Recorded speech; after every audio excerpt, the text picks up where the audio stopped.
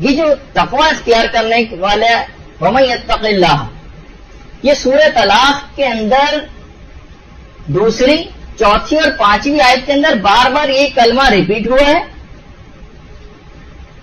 اور نئے نئے فائدوں کے ساتھ ریپیٹ ہوا ہے.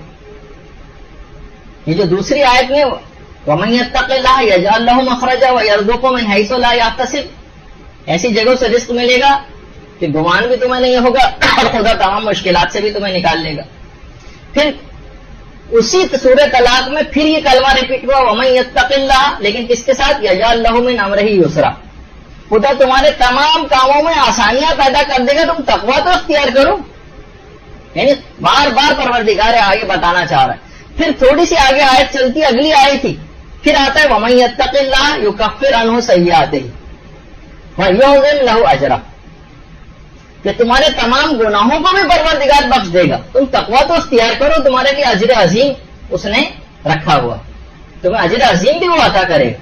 تو صرف اس کلمہ تقویٰ کے اندر یہ گناہوں سے بچنا ایک ایسی چیز ہے کہ زندگی کی تمام سہولیات اس کو مل جاتی ہیں، ایسی جگہوں سے رزق ملتا ہے جہاں سے گمان بھی نہیں ہوتا، تمام مشکلات سے انتہائی آسانی کے ساتھ پروردگار اس کو نکال دیتا ہے، زندگی کے تمام امور اس کے لیے آسان ہو جاتے ہیں، گناہ اس کے معاف ہو جاتے ہیں، اور عظیم ترین درجات اور ثواب جو ہے اس کو دیے جاتے ہیں.